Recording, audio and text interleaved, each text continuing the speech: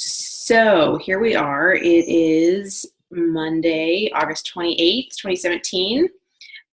Today we have Amber Bohanon, who will be guest. Are you Bonahan or Bohan? You're It's Bohanon, right? Bohanon. Okay, thank It's God. I was Bohanon, like, yeah. oh my God, I just said that wrong. Anyway, Amber is going to drop some Instagram knowledge on us because she has been able to blow up her Instagram in like 2 weeks, a week. How long has it A been? week. Just one Awesome. week. Awesome. Okay, I'm ready. So take it away. Hi, everybody. So like a lot of us, had been super Facebook focused. I had an Instagram, only used it because I had friends that only used Instagram. So every once in a while they'd text me and say, I want to see your kids or something like that. So I'd post something on there. But I literally forgot my password at one point and didn't open it for like 6 months. So I just recently decided that I was going to start taking our Beachbody Champions page and using it as kind of driving training, where I would put the videos on my phone and hook it up to my car, and then just kind of listen to them while I was driving. And I came across a couple of our coaches, and they are hugely successful with Instagram. So I was like, I should go check this like Instagram business out and see, you know, how it works and what they're doing and that kind of thing. So if you want to know who those coaches are, it's three of them. One is Jatana Jackson. The second one is Haley Christian, and both of them just recently did national wake-up calls that also kind of touched on some of this stuff, but they have videos in the Beachbody Champions page. And then Amber Lanier, Lanier, she just recently did a video on Beachbody Champions as well, and they all kind of touch on different things for Instagram, but they are all amazing. So this call is going to be kind of an amalgamation of everything that they talked about, plus things that I have learned that they didn't talk about in my little 6-day journey so far, delving into Instagram. So to start out, I know Alana, we were talking about branding recently, weren't we? So that is like ridiculously huge when it comes to Instagram. And I'm finding that as I'm scrolling through other people's profiles and I'm looking at other people's pages, the ones that are strongly branded are the ones that I find myself immersed in their page, not even thinking about it. So one thing that you want to do is find like a filter that you like and try and throw it on most of your photos. If you've got a really like crazy all over the place page where you got black and whites and you've got colors and you've got dull ones and ones that look like they were taken at sunset, it's too chaotic for people. So when they look at it, they're like, oh, whoa, this person's crazy, and they keep scrolling. So I kind of picked a filter that I felt really fit kind of my personality and what I liked, and I put it on pretty much everything unless it just makes it look bad. And if it does, then I'll find a filter that's complementary that kind of still gives it the same tone but doesn't mess the photo up too much. Another thing I did was I started looking at other people's Instagram pages that I liked, and I was like, what are they doing to their collage, like the posts that they're doing, what are they making their collage look like? So I found this kind of cool thing where every other post, like I've got a picture, and then the next post that I do is an inspirational quote. And it's always on the same like background. So I don't know. Oh, you might not be able to see it. You guys will have to go look at my page. So it literally, everyone that you can't see is, it's like a checkerboard of my inspirational posts. Another girl did something that I thought was cool. She has like picture inspirational posts. So the third picture on her Instagram page is all inspirational posts, and it gives it like a pattern. Yeah, it gives it a pattern.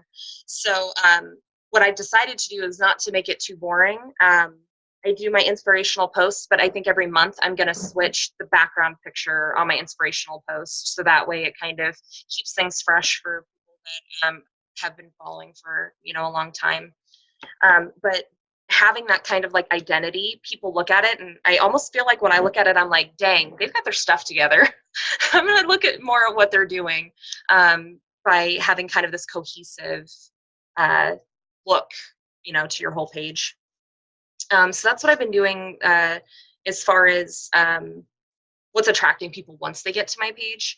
When it comes to the actual posts themselves, my posts that you see on my collages, some of them are workout related, but it's actually a very small percentage because like we talk about with Facebook, you're not all Beachbody, you're not all, workout. So I save a lot of that stuff for my Instagram stories, which I'll talk about in a minute. But I do probably not even one post a day sometimes on my actual page that's fitness related. And the reason being is people will come across your post, but when they go to look at your page, they're seeing it's not like a Facebook feed where you have to scroll through it to get all of your posts. You've got this collage. So if it's, baby workout, food workout, this workout, that workout, it's going to look like all you are is Beachbody and all you are is workout and all you are is diet. So I've actually decided not to post as many fitness things to that main post thing because I don't want my collage to look like I'm just like throwing workouts down your throat. So I save that for my Instagram stories. I will I want to talk about Instagram stories last because that kind of derails the talk a little bit. I want to kind of pull it back to posts and talk about hashtags. So everyone does theirs kind of different. I've been playing around with 2 different kind of modalities with my hashtags. What you want to do is start off with a who are you list. If you were to describe yourself outside of Beachbody, what would your list contain? So mine is, I am a huge nerd. Like my tattoos are nerd related pretty much for the most part. I am a mom, and that's like a big, big, big deal for me. And I know it's probably a lot of my customer base is going to be moms. I am a twin mom. So if there's anything that kind of makes not just the fact that you are involved in a area like being a mom, anything that makes it kind of different. Like say your child has, like Megan, you were talking about your child, like if they've got some kind of like medical problem or they're, really into karate or something like that, like you can go with hashtags that kind of further, I don't know how to say that, like label what type of mom you are, because you're going to have other moms that are posting those kind of things that'll be seeing your posts based off of that hashtag. I've got that I'm a nurse, that I own pit bulls, just that kind of stuff. And if anything pops up, like throughout my day, like I go shooting. So that popped up, and that wasn't even on my list originally. I added it to my list. So that way, when I change my hashtags up, I'll be able to have more content to kind of put into my list. So once you have the who are you down, that's when you're going to start making a list of the hashtags related to each of those subjects. So I went down and I wrote each one of my individual, items of who I am. And then I started kind of brainstorming keywords, not necessarily hashtags, but keywords. And then I would search them inside Instagram. So Instagram tells you how many times that hashtag is being used on any given day. And that's super important. You don't want to put a hashtag that is not searched. If you search a hashtag and it's only got 10 posts with it, the likelihood of somebody finding your post because of that is, very slim. But you also don't want to post something hashtag wise that's got 20 million views either, because as soon as you post your post, Instagram puts them on the feed in the order in which chronologically they've been posted. You're going to get buried. There will be 1,000 more posts before anybody ever sees yours. So I try to shoot, I think it might have been Amber that said, try to shoot for something that's got above 10,000 posts, but below 1 million. Like she, I think even said 500,000, but my key number is 1 million. I mean, it seems to be working for me. But you don't really want to go too high because then no one will ever see it, and you don't want to go too low because no one will ever see it. So start going through, and you can type mom under the tag search, and you'll see all of these different types of mom hashtags that contain that word in it, and see which ones, like you might have wanted to put mom life, which has 20 million, but mommy life only has 500,000. So you could go with the shorter or the variant on your hashtag, and it kind of gets you down into that range. And when people are typing hashtag mom, a list pops up as well, so they can find that hashtag kind of the same way you did. So you just kind of hone them. I wrote as many as I could possibly find for each subject, over the 30, because eventually you're going to want to switch your hashtags out. So if I was able to, I wrote as many of them down as I could get. Then you're going to kind of compile a hashtag list that you save in your phone.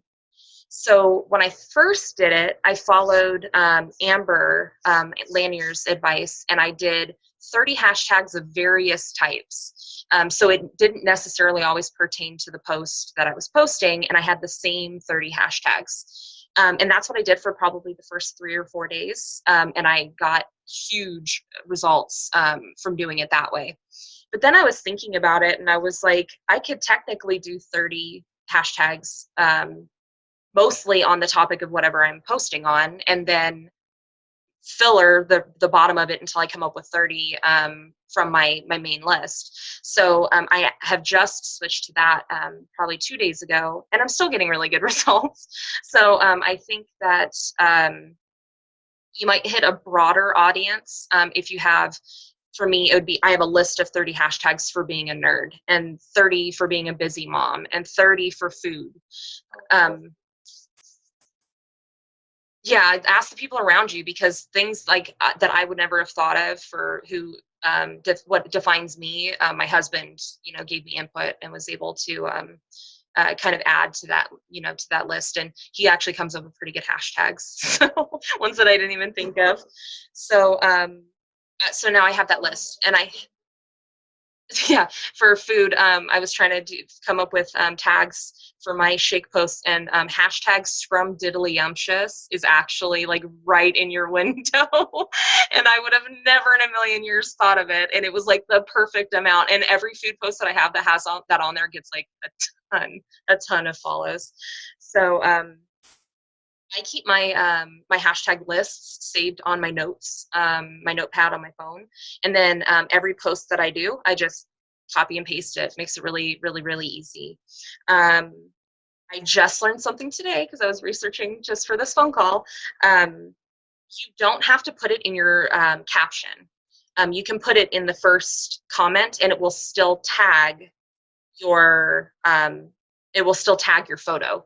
So rather than bogging down people's feed with 1,000,001 hashtags, it'll be just your photo, and then you put it in the first comment. Now there is a trick to doing this, and let me see if I can find a piece of paper really quick. I'm going to show you on my phone, but obviously you can't see it on there. So the key to putting it in the first comment is you want to do a period and then enter down, and then a period and then enter down, no spaces. So it looks like this. So you'll do a period and then enter, period, then enter, period, then enter 5 times, and then your hashtags. And what it results in is when people first see your picture, you know how any comments that are below, like the first 1 or 2 will be listed? What it does is it shows your comment like that, Amber Bohanon ... and it doesn't show the hashtags. So if you have people that are kind of irritated by the Instagram hashtag flurry that they get on a lot of their stuff, that actually stops them from seeing that. And then when you actually click on your comments, then they'll actually see the hashtags that are associated with your post. I've not run into anybody that's like, dang, you're posting too many hashtags, but I know they exist, especially from some of my friends on Facebook. So as soon as I saw that, I was like, I am jumping all over that because that'll help me with any of the people that might not, enjoy the hashtag life. I already talked with you about hashtag usage. So how does all of this turn into you having followers? Um, People, one of two ways this works. People are going to search a hashtag and you're going to pop up and they'll click on your photo, click on your profile, say, hey, she's cool. I'm going to follow her. That happens, but I have to warn you. The next step I'm going to teach you is actually the same step a lot of MLMs, other coaches, all that kind of stuff are using. So sometimes what you end up with is coaches trying to follow you because they don't know you're a coach. Like if you're doing your sneaky posting well, and you're doing your vague booking well, most people won't be able to tell, other than in my bio it says health and wellness coach. People might not know that I work with Beachbody because I don't want that to be a turnoff. You know what I mean? So I get a lot of gym rats that do personal training and other Beachbody coaches and Thrive distributors and all this kind of stuff that that try to follow me, and I let them follow me, whatever. But there's only so much of that market of people finding you at first that are actually going to result in people that you want following you. So the other side of it is what they're doing. And what I do is I go and I search hashtags that I know that I've been posting or similar.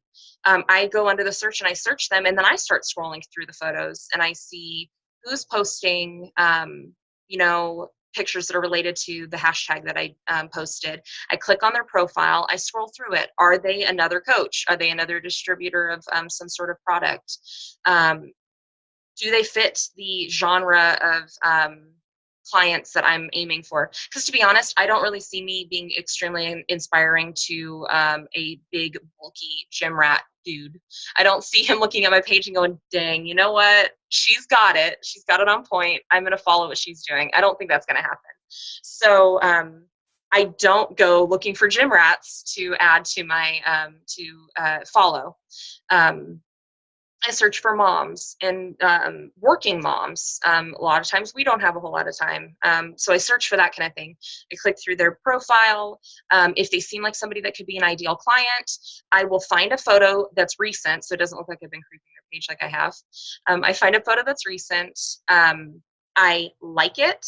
I comment on it, and then I follow them. People like being followed, especially if they click on your page and they see that you've got a bunch of followers. They kind of makes them feel important, and then they feel obliged to follow back. So even though they may not have sought me out, because of the fact that I've shown interest, they'll generally follow me in return. So I go through and I do that a couple times a day. I just kind of scroll through and add some folks that way.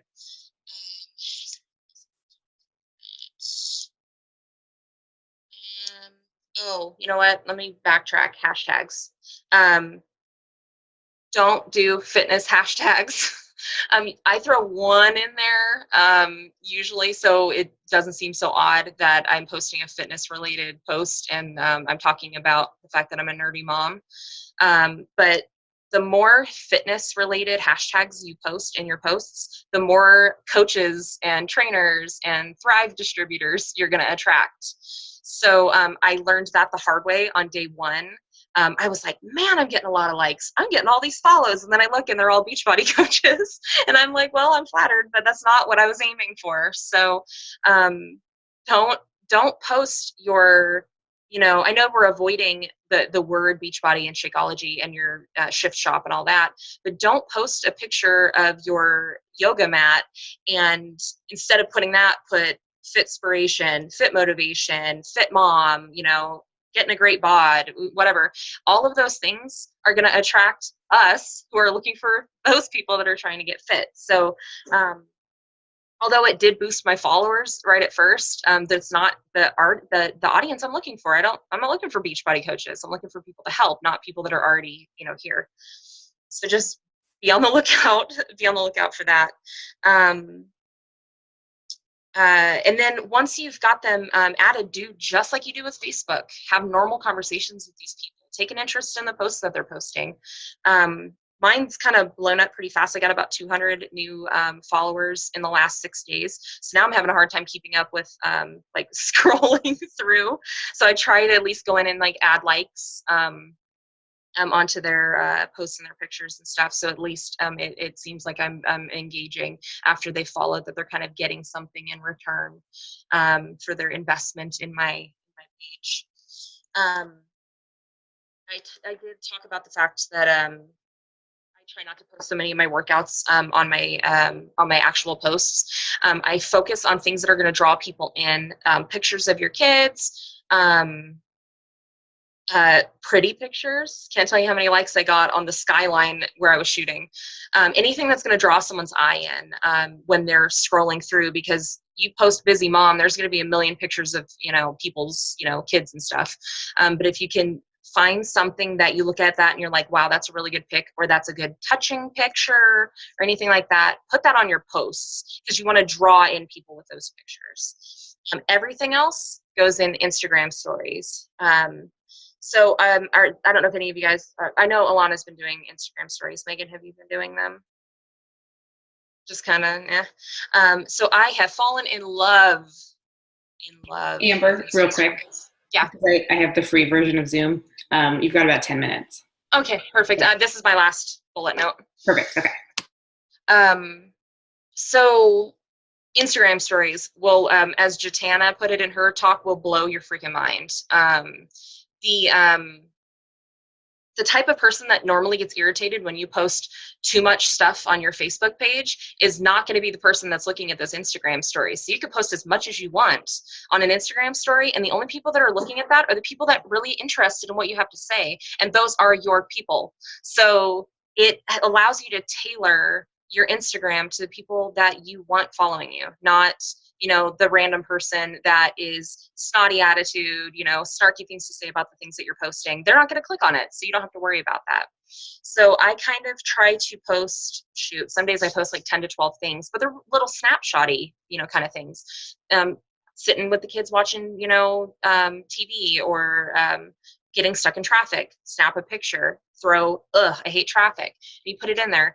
It allows people to really kind of relate with you on a personal level without you having to go through the trouble of posting, filtering, hashtagging, stuff that people are just going to scroll past when they're looking at your page anyway.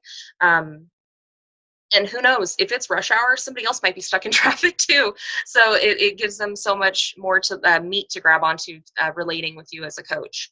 I also will post in there boomerangs of my shake blending, or doing my workout,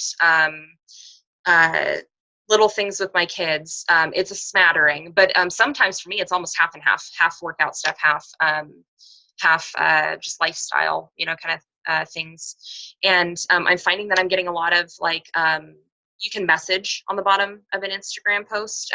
So as people are looking at it, there's a message thing there, kind of like a comment, but it goes to your direct messages. So I get a lot of people responding to the things that I'm saying in my Instagram stories via the messaging. So that allows me to kind of talk with them about whatever it is, and kind of develop that relationship with them. And then we go from there.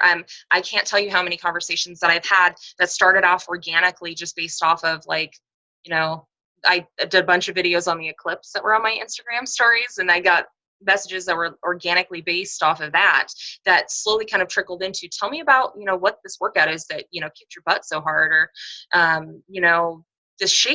this workout shake that you're drinking that your kids keep stealing from you, because that happens a lot. And I just kind of roll into that. Now it's only been 6 days. I have not had any customers so far from it, but it's only been 6 days. Rome wasn't built in a day, neither will your relationships with these people. So especially when Instagram is more of a strangers kind of following you kind of platform.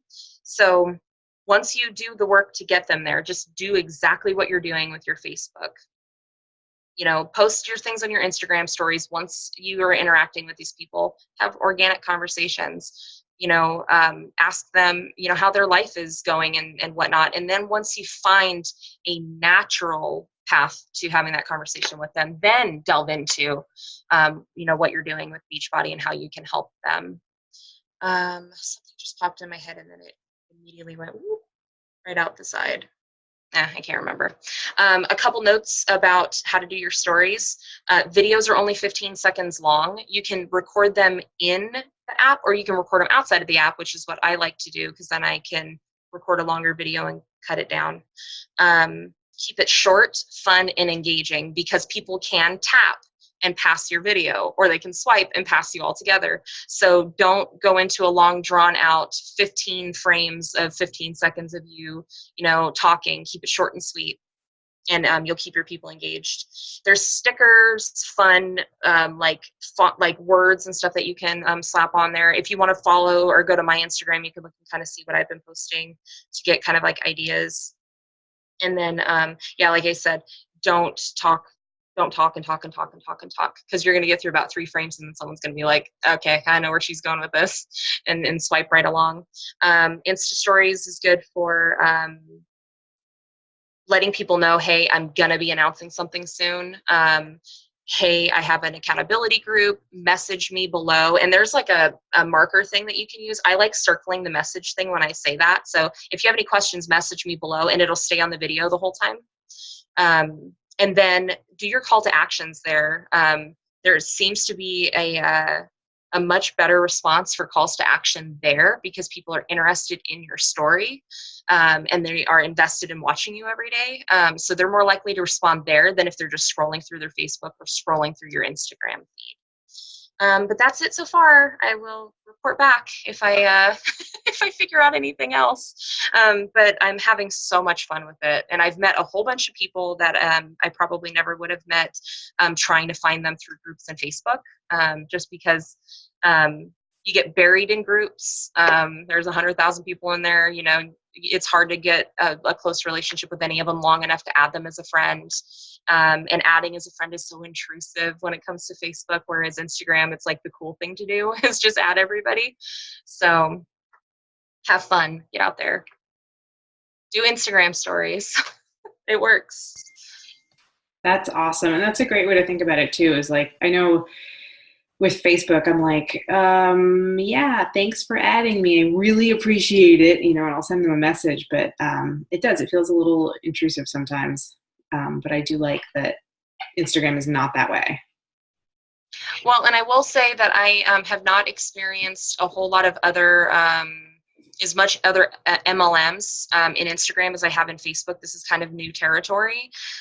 So I feel like a lot of the coaches have been saying, when you are in Facebook and you see, oh, they're doing that, people are so negative in Facebook these days. They're just like, and I've had friends that have actually deleted me since finding out that I was a Beachbody coach. And I'm like, you're not my people. You're not my people. Just move along.